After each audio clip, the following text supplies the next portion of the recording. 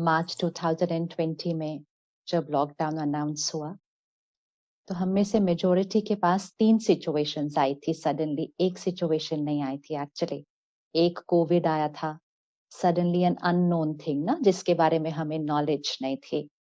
Second was lockdown.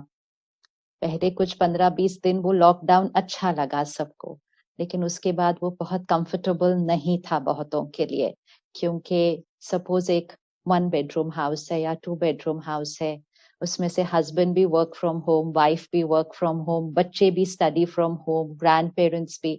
It was not getting very easy for people, वो बहुत आसान नहीं था। एंड तीसरा था बिजनेस एंड इकोनॉमी।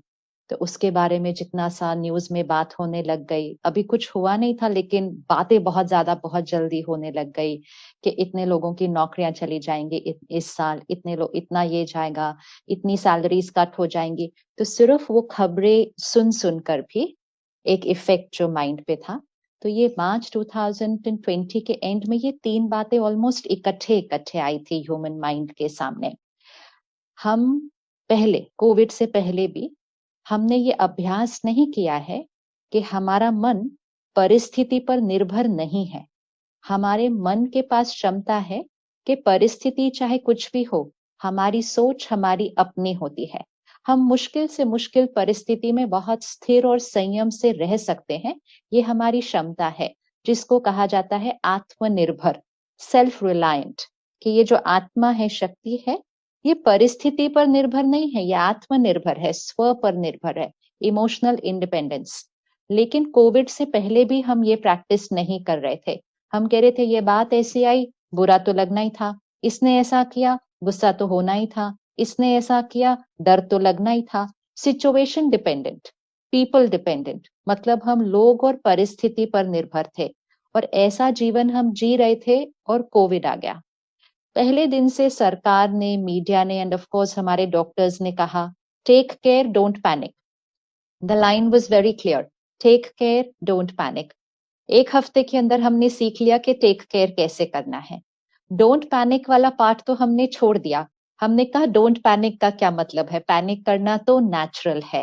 एंड हम सब ने एज अ सोसाइटी कहा, fear and anxiety is normal, we called it normal.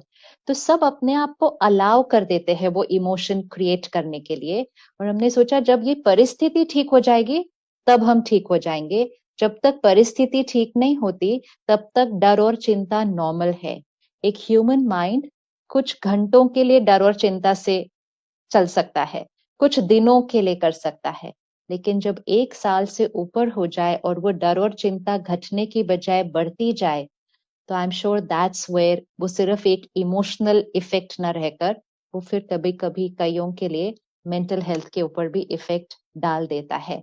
But spirituality वही हमें सिखाती है कि परिस्थिति हाँ बहुत मुश्किल है। जैसे आज हम डॉक्टर शेट्टी को देख रहे हैं, मुश्किल परिस्थिति से निकल कर आए हैं ना, और खुद कह रहे हैं ना कि मैं बहुत रोया वहां पर। तो मतलब परिस्थिति डिफिकल्ट थी, लेकिन उस परिस्थिति से अपने आप को निकाल के, अपने आप को संयम और नियम से लाकर आज सेवा पर हम सबके साथ हैं।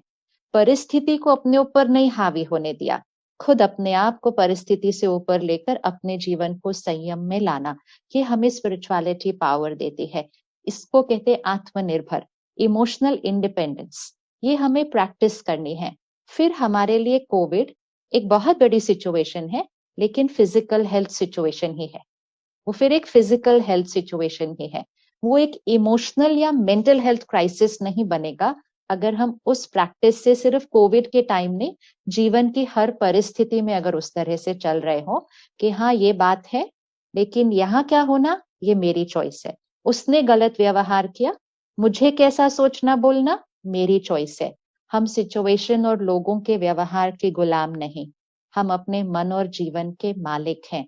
उस कॉन्शियसनेस से जब हम जीते तो फिर कोविड एक फिजिकल हेल्थ सिचुएशन होती, लेकिन क्योंकि हम नहीं कर रहे थे तो फिर of course it tipped off to becoming an emotional health situation, and then for some it also became a mental health situation. Simple spiritual equation है जो हम सब जानते हैं, संकल्प से सिद्धि होती है, थॉट्स मैनिफेस्ट, एंड दूसरा संकल्प से सृष्टि बनती है।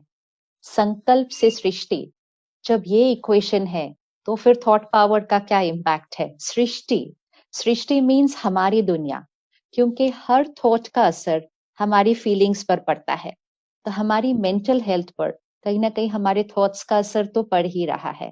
फिर हमारी थॉट्स हमारी बॉडी को रेडिएट होती है, तो फिजिकल हेल्थ पर हमारी थॉट्स का असर पड़ता है। हमारी सोच की वाइब्रेशंस लोगों तक पहुंचती है। अगर हम किसी के लिए क्रिटिकल सोच रहे हैं, जजमेंटल सोच रहे हैं, हर्ट है, गुस्सा है, हमें बोलना नहीं पड़ता, पहले हमारी वाइब्रेशंस उन तक जा रही हैं। तो हमारे रिश्तों पर हमारी सोच का असर पड़ता है, और हमारी सोच का असर पर्यावरण पर पड़ता है। वाइब्रेशंस का इफेक्ट पानी पर, हवा पर, पशु पक्षियों पर, पौधों पर। हर एक के घर में पौधे हैं। कोई भी एक्सपेरिमेंट करके देख ले कि 2 पौधों के ऊपर आप अलग तरह की सोच डालिए। दोनों को रोज पानी दीजिए, एक को प्यार से दीजिए, एक को मजबूरी से दीजिए, तो वो दोनों पौधे अलग-अलग तरह से ग्रो होंगे। एक ही ब्रीड ऑफ पेट्स 2 घरों में हैं, लेकिन उनकी पर्सनैलिटी डिफरेंट होती है डिपेंडिंग उस घर की एनर्जी कैसी है, उस घर के लोगों की व्यक्तित्व कैसा है। सब नेचर के सारे एलिमेंट्स के ऊपर हमारे वाइब्रेशंस का असर पड़ रहा है। तो फीलिंग्स पर, बॉडी पर, रिश्तों पर, काम तो हमारा सारा हमारा मन ही करता है, और हमारे नेचर पर। तो संकल्प से सृष्टि हो गया ना, सारी सृष्टि हमारे संकल्पों के प्रभाव पर है। तो फिर थॉट पावर से और पावरफुल चीज तो सिर्फ एक ही है, और वो है ईश्वर। तो ईश्वरीय शक्ति, और उसके बाद सेकंड है ये आत्मिक शक्ति। बाकी सारी चीजें तो उसके बाद ही आती हैं।